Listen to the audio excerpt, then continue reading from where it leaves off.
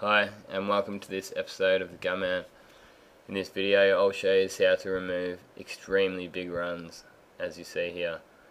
It's a method that not many people, even in the industry, have seen or even know about. Someone told me about it years ago when I was an apprentice, and then I ended up getting a big run. I thought, well, the only way I'm going to fix it is by repainting it, so I thought I'd give this trick a shot, and it ended up working. So when the apprentice last week ended up getting a run like this, I said, beauty, alright, I'll fix it for you, mate, and I'll make a video of it so I can show everyone how to do this trick.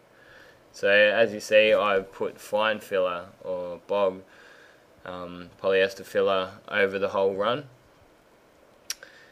Make sure it's in nice and fine, the edges are feathered out nicely as not to have too much in there. And I'm using 320 wet sanding to start off with. As you can see, the filler is acting as something to be on either side of the run. So you've got the high spot where the clear run is, and then either side of it you've actually got the fine fill to enable you to block only the run down.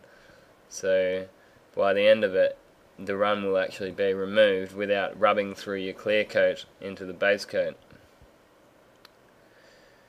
You must start with very coarse sandpaper. I'm using 320. You could change that for even something as coarse as 240. I wouldn't want to go much coarser than that. It would be too coarse, but you must go right the way down through the grits as well, through the sandpaper grits. If you decided that you wanted to polish that up, you would see big sanding scratches in it, and it wouldn't work. So I've continued to use 320 until we can no longer see any bits of the fine filler there. We will then, once we've got rid of all those fine filler spots, use this 600 now. There might be a couple of bits you can pick up with the 600 now, and then continue blocking.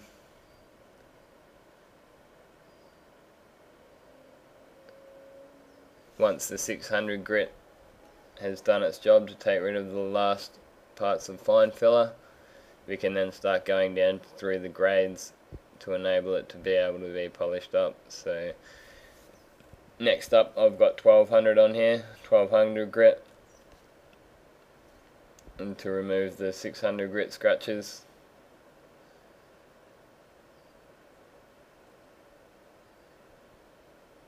If you were to use too fine of a sandpaper, it wouldn't cut through the fine filler and through the run hard enough, and you would end up probably having to repaint it, which the other painter even said to me. He goes, oh, it'll probably just be easier to just repaint it, wouldn't it?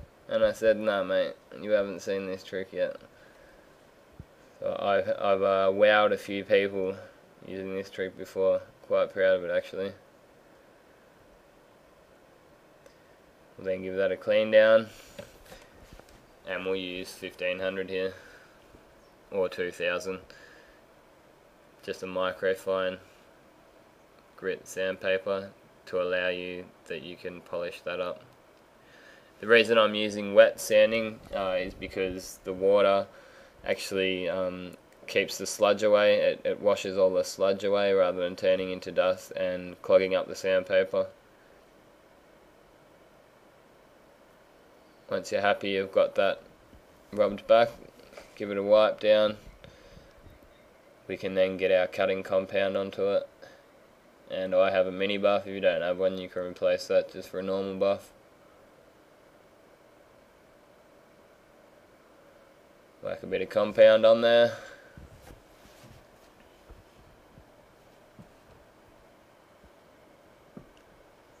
And just work the polish in.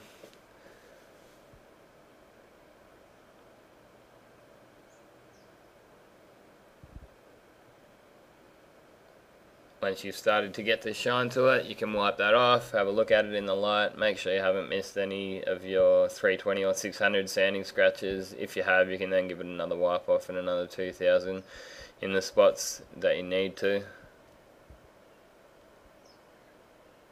But I was pretty happy with how this job came up the first time.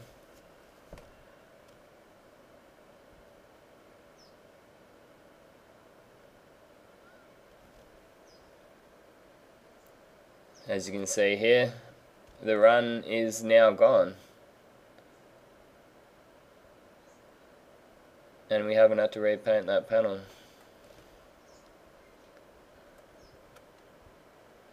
If you like this vid, you can check out a couple of my other vids. There's a couple of links here at the end. Thanks for watching this episode. This has been another Gunman production. Goodbye.